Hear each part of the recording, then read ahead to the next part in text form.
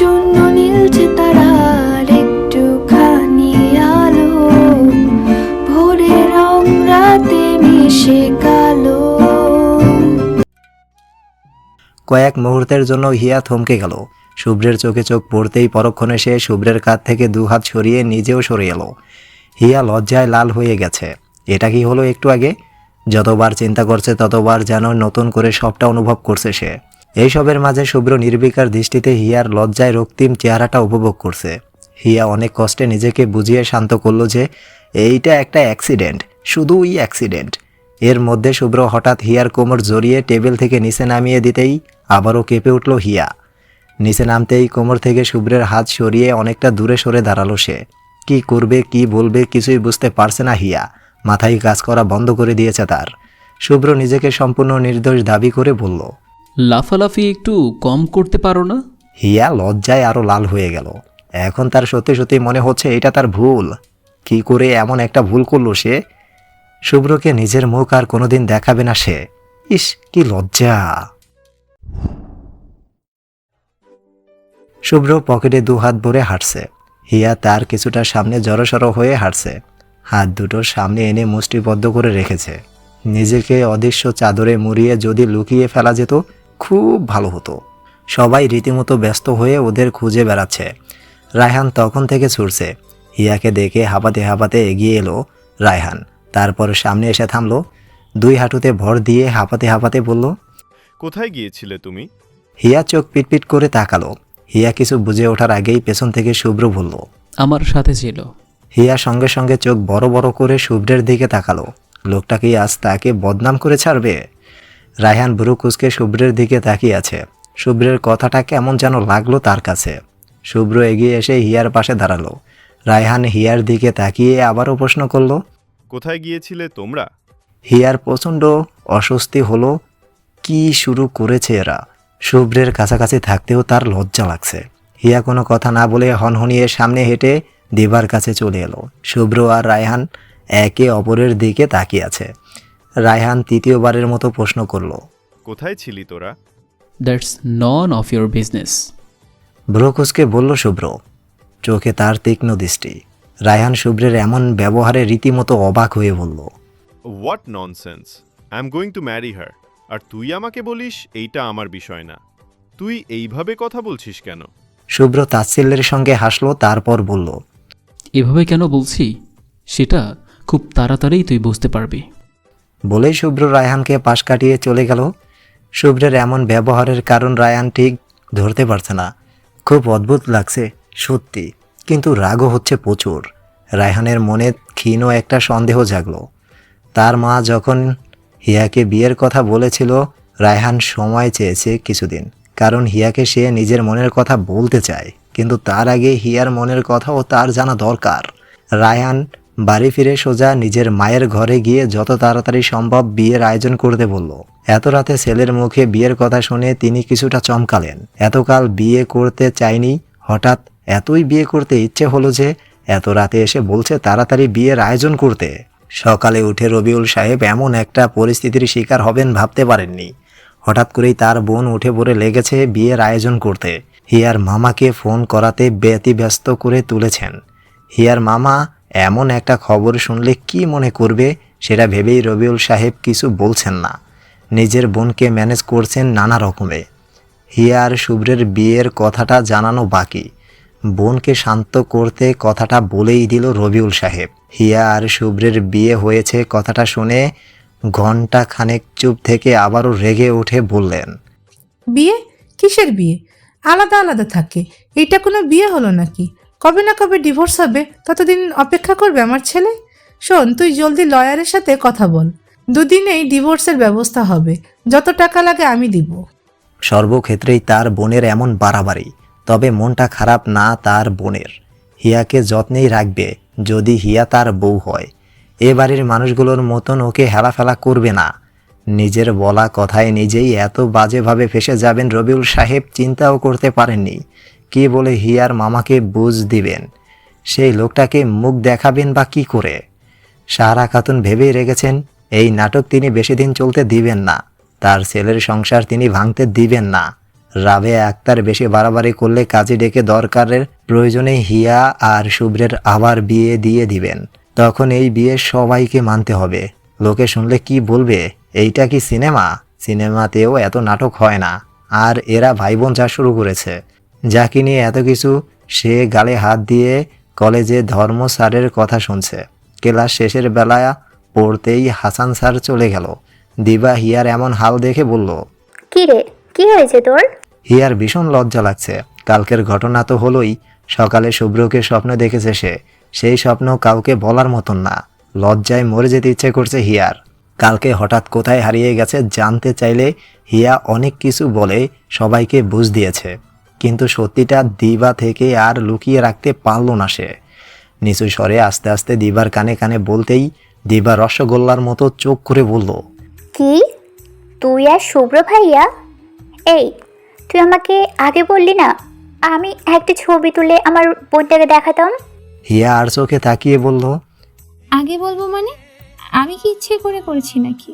দিবা কান্নার ভান ধরে বলল, আমার বিয়ে হবে কবে? একটা জামাই পেলে আমিও রোমান্স করতে পারতাম। এই চাশমিশ বিলাইটা তো আমাকে দেখলেই উল্টো দিকে হাঁটে ধরে, ভাল লাগে না। তুই ওইখানে ওই বিলাইয়ের পিছনে আছিস? হিয়া অবাক হয়ে জিজ্ঞেস করলো। হ্যাঁ, ওই চশমিশ বিলাই ইভানকে তো আমি ছাড়ছি। মুখ বাঁকিয়ে বলল দিবা। হিয়ার এবার সত্যি মনে হচ্ছে দিবার জন্য একটা বর খুঁজতে হবে। বরের সুখে মেয়েটা দিন দিন শুকিয়ে যাচ্ছে বলেই হিয়া মনে মনে হাসলো। ছুটির পর হিয়া নাচতে নাচতে বের হলো। আজ বাড়ি গিয়ে ম্যারিকে সাথে নিয়ে গোসল করবে। ম্যারি এত কিউট। হিয়ার ইচ্ছে করে কলেজে তাকে সঙ্গে করে আনতে, কিন্তু দারোয়ান তো ঢুকতেই দিবে না, আর প্রিন্সিপাল তো আছেই। হিয়া বের হয়ে গাড়ির সামনে এসে দেখে শুভ্র দাঁড়িয়ে আছে। হিয়া ঘন ঘন দুবার পলক ফেলল। কি যে হয়েছে তার, স্বপ্নেও শুভ্রকে দেখে, ঠিক আছে তাই বলে যেখানে সেখানে দেখবে? ঠিক আছে, যেহেতু এইটা তার হ্যালোসুলেশন, তাহলে লোকটাকে গিয়ে কিছু কথা শুনিয়ে দেই। বাস্তবে তো বলতে পারি না, স্বপ্নে তো আরও পারি না, হ্যালোসুলেশনে পারতেই হবে। হিয়া হনহনিয়ে এগিয়ে এলো। বুড়ো কুচকে শুভ্রের সামনে কোমরে দু হাত দিয়ে তীক্ষ্ণ দৃষ্টিতে তাকিয়ে রইল কিছুক্ষণ।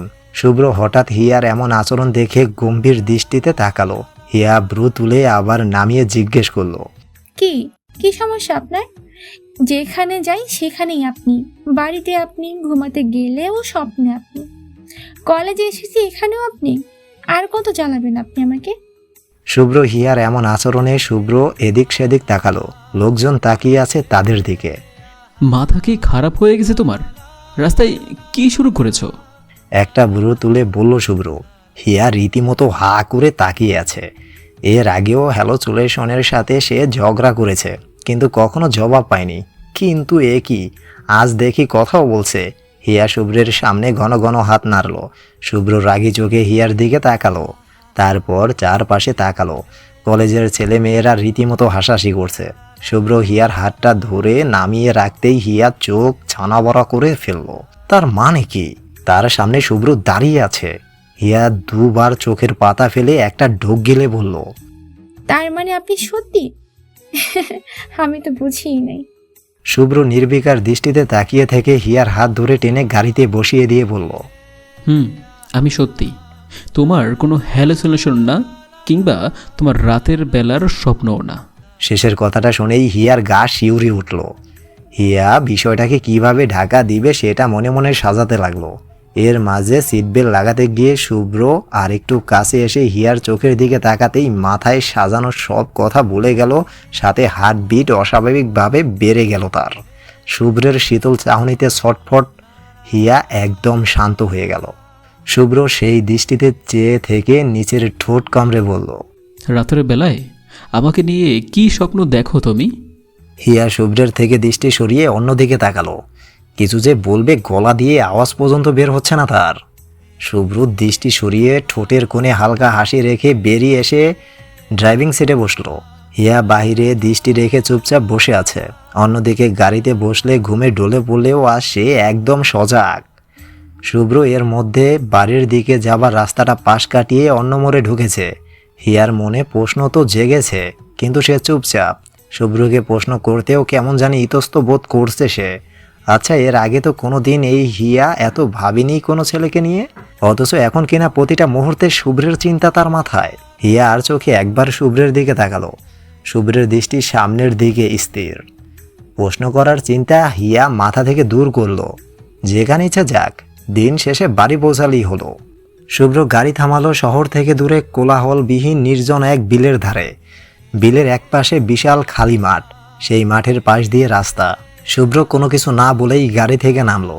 তারপর ঘুরে এসে হিয়ার পাশের দরজাটা খুলে ঝুঁকে এসে বলল, সিট বেল্ট কি নিজে খুলবে নাকি আমায় খুলে দিতে হবে? হিয়া রীতিমতো হকচকিয়ে তাকালো। শুভ্র চোখে হাসছে। হিয়া জলদি সিট বেল্ট খুলতেই শুভ্র গাড়ির সামনে থেকে সরে দাঁড়ালো।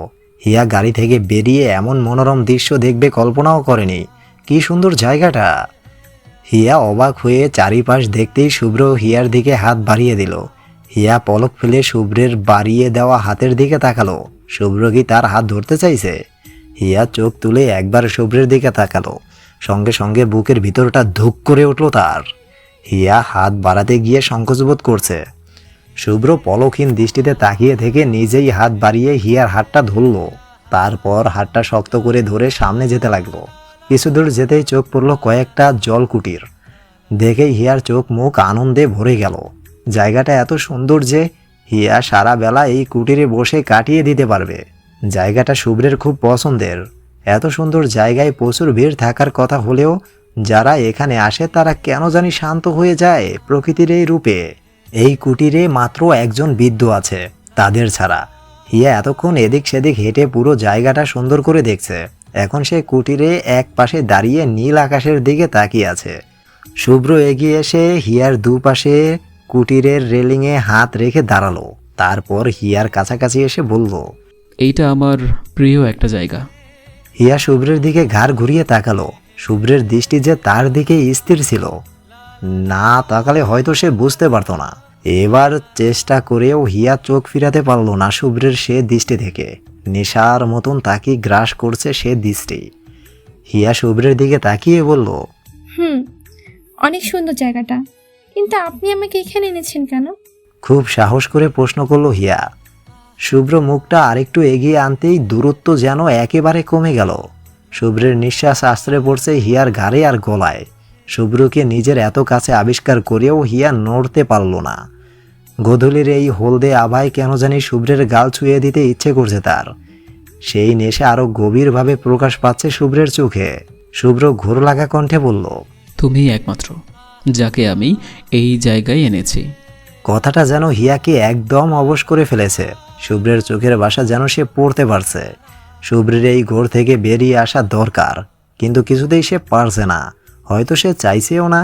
শুভ্র এগিয়ে এসে হিয়ার ঠোঁট স্পর্শ করার আগে সে বৃদ্ধ লোকটা হালকা কাশির আওয়াজ করল। এতে হিয়ার ঘোর ভাঙল।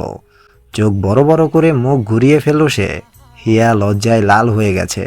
এমন একটা জায়গায় সবার সামনে কি করতে যাচ্ছিল?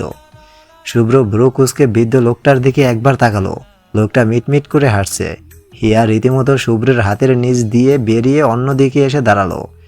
ফেরার সময় হিয়া কোনো কথা বলল না। সবটা সময় গাড়ির জানালা দিয়ে বাইরে তাকিয়ে রইল। তবে শুভ্রের বলা শেষ কথাটা ভাবতেই ভালো লাগছে তার। হিয়া গাড়ি থেকে নেমে দৌড়ে নিজের রুমে চলে গেল। রুমে ঢুকে বাতি জ্বেলে দিতেই বড় রকমের একটা শখ খেল সে। রীতিমতো চিৎকার করতে গিয়েও নিজেকে থামিয়ে নিল হিয়া। রায়হান ম্যারিকে কোলে করে টেবিলের পাশে দাঁড়িয়ে আছে। হিয়াকে এমন চমকে উঠতে দেখে বলল, রিল্যাক্স, ভয় পেয়ে না। আপনি তো আসলে একটা এলিয়েন, এইভাবে হুটহাট সামনে আসেন কেন? ভয়ের তো গলায় বলল হিয়া। এলিয়েন? বাহ, নামটা তো সুন্দর। তোমার চয়েস অফ ওয়ার্ড অনেক ভালো। বলেই হাসল সে। হিয়া হা করে তাকিয়ে আছে। তারপর নিজেকে শান্ত করে বলল, আপনি এই অন্ধকার রুমে কি করছিলেন? কিছুই না, তোমার জন্য অপেক্ষা করছিলাম। আর আমার অন্ধকার একটু বেশি পছন্দ। বলতে বলতে এগিয়ে এলো রায়হান। অবাক হয়ে জিজ্ঞেস করলো হিয়া, আমার জন্য? কেন? তোমার সাথে কিছু কথা বলার ছিল। বাকিটা বলার আগেই শুভ্র দরজার পাশে এসে দাঁড়ালো। দেখে তো মনে হচ্ছে এখনই বাহির থেকে এসেছে। রায়হান শুভ্রের দিকে তাকিয়ে রক্তিম চোখে বলল, তোমরা দুজন কি একসাথে ফিরলে? রায়হানের প্রশ্নে হিয়া পেছনে তাকালো। পেছনে শুভ্রকে দেখে বেশ অপ্রস্তুত হয়ে গেল সে। হিয়া কিছু বলার আগেই শুভ্র রায়হানের উদ্দেশ্যে বলল, অ্যাকচুয়ালি আমি তোকেই খুঁজছিলাম। তোর সাথে আমার কথা আছে, আমার রুমে আয়। কিন্তু আমি এখন হিয়ার কাছে এসেছি, তোর কথা না হয় পরেই শুনলুম। তীক্ষ্ণ দৃষ্টিতে তাকিয়ে বলল রায়হান। শুভ্রের রাগ হলো প্রচুর। শুধু হিয়া আছে বলে সে রাগটা দমিয়ে রেখেছে। হিয়া নির্বিকার দৃষ্টিতে তাকিয়ে আছে দুজনের দিকে। এরা কি এমন গভীরভাবে একে অপরের সাথে কথা বলে? এদের এই ঘর থেকে বিদায় করা লাগবে। এদের এমন রোমান্টিক কথা শোনার বিন্দুমাত্র ইচ্ছে নেই তার। হিয়া এদিক সেদিক তাকিয়ে বলল, আপনারা দুজনেই এখন নিজ নিজ রুমে চলে যান, আমি ফ্রেশ হব। কথাটা বলে শেষ করার আগেই শুভ্র কঠিন দৃষ্টিতে রায়হানের দিকে তাকিয়ে বেরিয়ে গেল। হিয়া কথাটা শেষ করে পেছনে তাকিয়ে দেখল শুভ্র নেই। রায়হান হালকা এসে সহজ গলায় বলল, আচ্ছা, তাহলে তুমি ফ্রি হলে আসবো, তবে একটু ডিস্টার্ব করি, ম্যারিকে রেখে যাই তোমার কাছে। হিয়া খুশি হয়ে গেল। ছুটে এসে হাত বাড়িয়ে ম্যারিকে কোলে নিয়ে নিল। রায়হান কয়েক সেকেন্ড হিয়ার দিকে তাকিয়ে থেকে চলে গেল। রায়হান চলে যেতেই হিয়া নিজের রুমের দরজা আটকিয়ে দিল। তারপর ম্যারিকে সাথে করে শাওয়ারে ঢুকলো। রাতে শুভ্র রায়হানের ঘরে এলো। রায়হান কাউসে বসে ভিডিও গেম খেলছিল। শুভ্রকে দেখে বলল, বাহ, সূর্য কোন দিকে অস্ত গিয়েছে? তুই আমার ঘরে? দৃষ্টি তার গেমের দিকে। শুভ্র ঘরে এসেই টিভিটা বন্ধ করে দিল। সঙ্গে সঙ্গে রায়হান ব্রু কুঁচকে তাকালো। শুভ্র টিভির সামনে পকেটে হাত ভরে দাঁড়ালো। রায়হান বিরক্তির সুরে বলল, তুই এটা কি করলি? শুভ্র রায়হানের প্রশ্ন সম্পূর্ণ অগ্রাহ্য করে বলল, তোর সাথে আমার কিছু কথা আছে। আচ্ছা, বল শুনি তোর ইম্পর্ট্যান্ট কথা, না হলে তো আমাকে গেমটাও খেলতে দিবি না।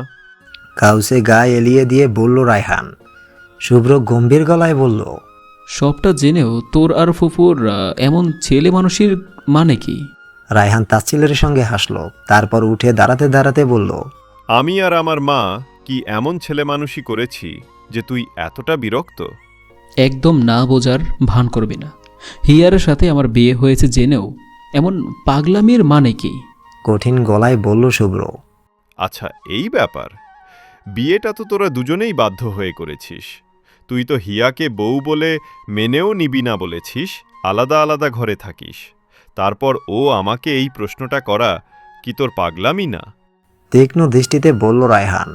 শুভ্র আবারও কঠিন গলায় বলল, সেটা আমাদের পার্সোনাল ম্যাটার, তুই কেন ইন্টারফেয়ার করবি?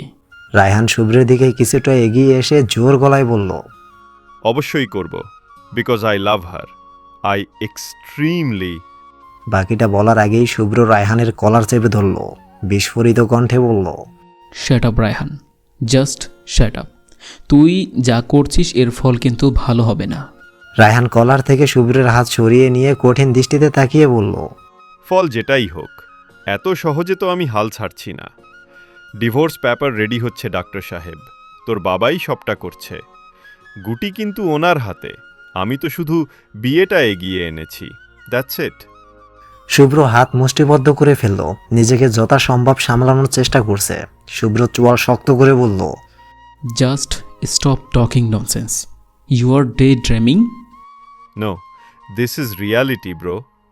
জাস্ট ভাব, হিয়া তোর বাবাকে কতটা শ্রদ্ধা করে। তোর বাবা যা বলবে হিয়া কিন্তু সেটাই করবে। আসলে ফল্টটা কার বলতো? তোর। তুই ওকে অবহেলা করেছিস। হিয়া নিশ্চয়ই তোর কাছে থাকতে চাইবে না মামার কথার বাইরে গিয়ে। Now your time is over, Mr. Shubranil Ahmed. তুই যে আকাশ কুসুম চিন্তা করে আছিস না, এইসবের কিছুই হবে না। I guarantee you, you are missing with the wrong person. কঠিন গলায় বলেই শুভ্র ঘর থেকে বেরিয়ে গেল। আর কিছুক্ষণ রায়হানের সামনে থাকলে হয়তো শুভ্রের হাত উঠে যেত। তার বাবা কেন যে এইসবে সাড়া দিচ্ছে সেটাই সে বুঝতে পারছে না। শুভ্র রেগে নিজের বাবার ঘরে ঢুকলো। রবিউল সাহেব সবে নিজের ঘুমের ওষুধ খাচ্ছেন। একপাশে সাহারা খাতুন কাপড় ভাঁজ করছেন। শুভ্র ঘরে ঢুকেই বলল, বাবা, তুমি কি শুরু করেছো? তুমি, তোমার বোন আর বোনের ছেলে কি পাগল হয়ে গেছো? সাহারা খাতুন আর রবিউল সাহেব চমকে তাকালেন। রবিউল সাহেব মনে মনে হাসলেন। এতক্ষণে তার ছেলের টনক নড়েছে। রবিউল সাহেব ঠিক কী করবেন সেটা তিনি খুব ভালো করেই জানেন।